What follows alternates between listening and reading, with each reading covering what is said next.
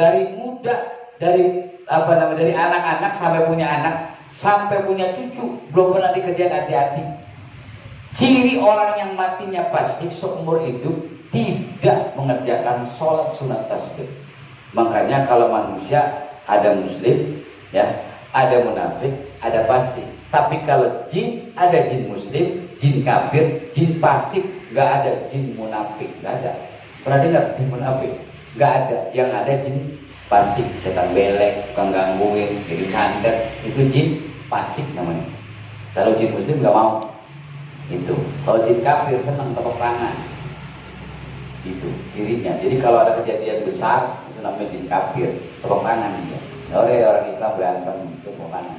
Tapi kalau orang Islam sakit hati itu jin fasik, dikirim santet, kejang-kejang, matanya keluar, mati kagak, itu kagak, cengap, ini jin fasik namanya. Ya, mudah-mudahan nanti pelan-pelan saya ajarin yang begituan lah. Nanti ada waktunya. Kalau sekarang ngerjain sholat dulu. Sholat isyraq aja baru tahu seumur hidup. Apalagi praktek sholat tasbih. Sholat tasbih itu berapa rakaat? 2. Semua sholat sunnah 2 rakaat. Gak ada sholat sunnah 4. Gak ada. Saya gak ketemu kitabnya. Dari mulai Sabina yang saya pelajari, kemudian takrib, kemudian saya pelajari sampai Fathul Mu'in, Fathul Wahab, belum ketemu yang namanya sholat sunnah langsung 4 rakaat. Rata-rata sholat sunnah 2 rakaat. Ya, jadi nggak ada bahasa sholat dirapel, nggak ada. Kalau yang witir langsung 3 itu gimana? Ya, kalau witir 3 ganjil disebutnya. Kita terusin. Ada yang 21, ada langsung 3. Ujungnya ganjil enggak? Itu buat membedain. Kenapa sebagian besar yang paham Imam Syafi'i, ahli sunnah wal jamaah, Nahdlatul Ulama, ila yaumil nahdoh, bahasanya begitu, itu 21. Untuk membedakan, kalau langsung 3 kayak sholat maghrib, itu alasannya. Itu buat membedakan, karena setiap sholat, ya, setiap sholat itu disebut different, you know, different, beda, tidak ada yang sama, ya, tidak ada yang sama.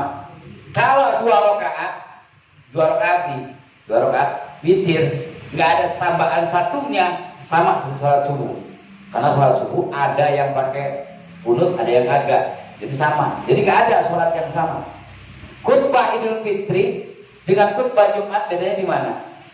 Depan belakang. Iya, beda kan? Nggak ada yang sama. Mana yang sama? Nggak ada. Sholat mana yang sama? Jamak qashar, jamak beda. Nggak ada yang sama sholat.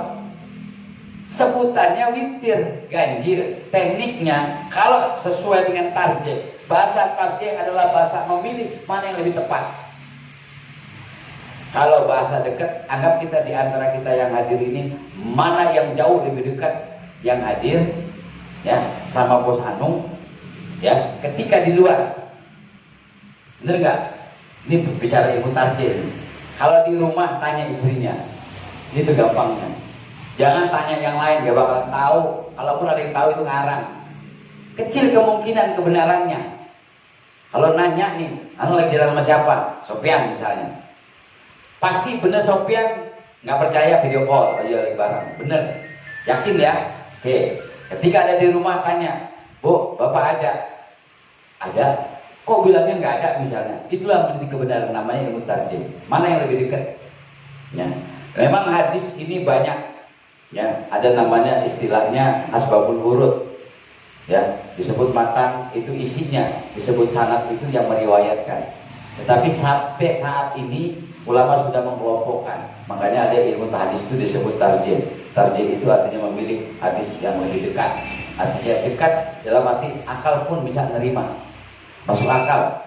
Akal bisa nerima supaya membedakan antara sholat yang satu dengan sholat yang lain. Kalau ada sholat yang sama silakan tanyakan, yang mana yang sama? Yang mana yang sama? Ada juga ditambah kunut misalnya gitu kan, kunut. Ada kunut nazilah. Nazilah itu permohonan terakhir, saking kepepetnya. Biasanya mukjizat itu kalau kepepet, kalau sulap itu tiap saat, kapan saja itu sulap, makanya sihir disebutnya. Tetapi kalau mukjizat, karomat, maunah, itu biasanya kepepet. Ketika Nabi Ibrahim dibakar, maka dengan izin Allah, ya narukuni bardan wassalaman ala Ibrahim. Maka Allah selamatkan, itulah mukjizat Nabi Ibrahim, gak mempan dibakar. Dan ketika Nabi Yunus 40 hari di lockdown oleh Allah Subhanahu wa taala dalam ikan paus, ikan hiu, 40 hari itu. Dalam ikan hiu itu dengan kalimat Allah, la ilaha illa anta subhanaka inni kuntu minaz zalimin, maka keluarlah dari perut ikan hiu dan paus. Artinya apa? Inilah yang disebut dengan mukjizat. Kalau nggak kepepet, nggak terbukti. Nah, kalau ada orang bilang ini sihir, ini karomah, tinggal bergantung keilmuan dan latar belakangnya. Kalau kalimat Allah, doa kepada Allah, yakin kepada Allah, maka itulah dibilang istiqomah. Karena istiqomah itulah akan mendapatkan karomah. Nah, karomah itu artinya kemuliaan.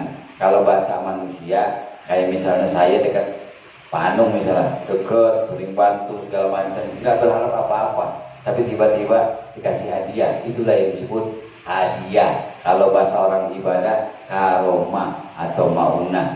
Kalau tingkatan para nabi yang disebut dengan mukjizat, karena kedekatan. Jadi siapa yang dekat dengan Allah, siapa yang berusaha dekat dengan Allah, ibadah kepada Allah, terutama lewat ibadah sholat, maka insya Allah orang tersebut akan mendapatkan hadiah dari Allah. Iming-iming orang ibadah apa sih? Sorga. Aslinya bukan sorga, aslinya liqa'a rabbi, berjumpa dengan Allah, menatap wajah Allah, zat yang sempurna, yang selama ini seakan-akan kita ibadah, tapi tidak pernah melihat wajah aslinya.